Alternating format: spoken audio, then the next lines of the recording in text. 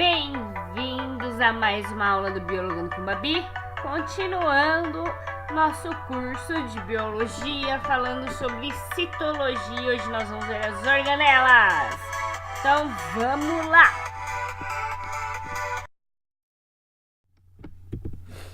Introdução. Vamos lá. O metabolismo celular pode ser definido como um conjunto de reações químicas responsáveis pelo funcionamento e manutenção da vida da célula. Nas aulas anteriores, nós falamos sobre as três estruturas principais de uma célula, que são membrana, citoplasma e material genético. Hoje nós vamos ficar mais atentos ao citoplasma, que ele é responsável pelas reações químicas, além de ser espaço interno da célula entre a membrana plasmática e o envoltório nuclear, preenchido por água, sais minerais, proteínas, entre outras substâncias, e é o lugar onde ficam as organelas. Organelas são pequenos órgãos de dentro de uma célula. Então aqui eu tenho uma célula e o citoplasma é o espaço, entre a membrana plasmática e o envoltório nuclear. Vamos começar a falar de cada organela. Primeira, ribossomos.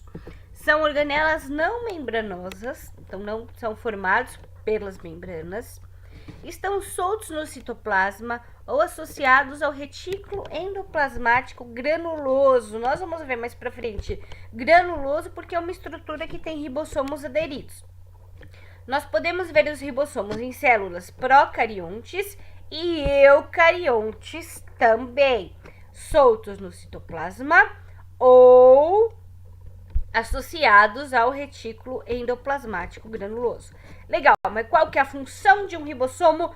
Síntese de proteínas. Então, o que você tem que anotar? A função de um ribossomo é síntese de proteínas. Próxima organela, centríolos. Organelas não membranosas encontradas aos pares, constituído por túbulos de proteínas. Os centríolos nós só encontramos em células eucariontes animais. E qual que é a função? Formação de cílios e flagelos. Então, por exemplo, no nosso sistema respiratório, na nossa traqueia, tem alguns cílios também. Flagelos no espermatozoide, e nos protozoários flagelados. E ajuda no processo de divisão celular. Próxima, citoesqueleto, encontrado nas células eucariontes, animais e vegetais, formado por microtúbulos de proteína.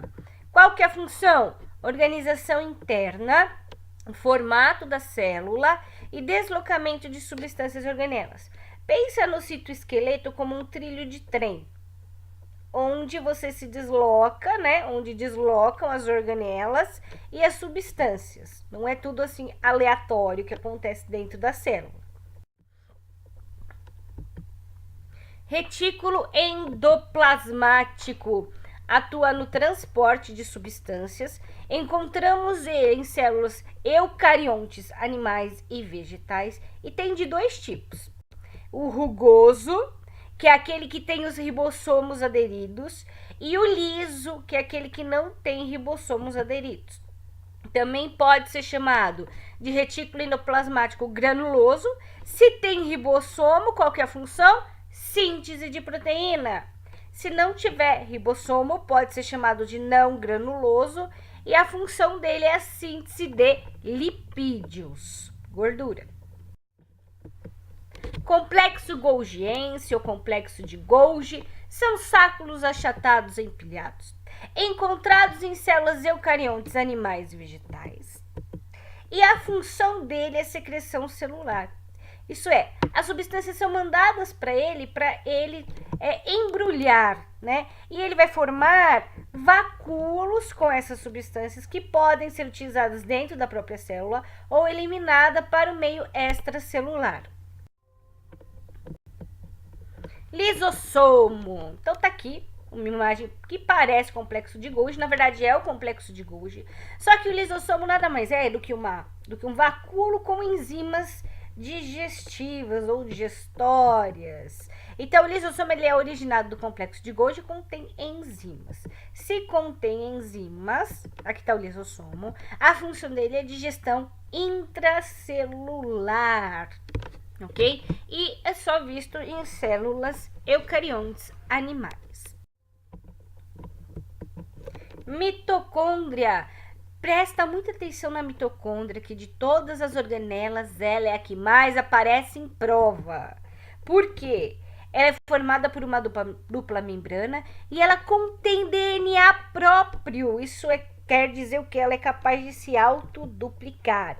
Encontradas em células eucariontes animais e vegetais, a função dela é liberar energia. A função dela é fazer o processo de respiração celular. Como assim? Ela pega oxigênio e glicose e transforma tudo isso em energia, liberando também o gás carbônico que nós eliminamos na nossa respiração.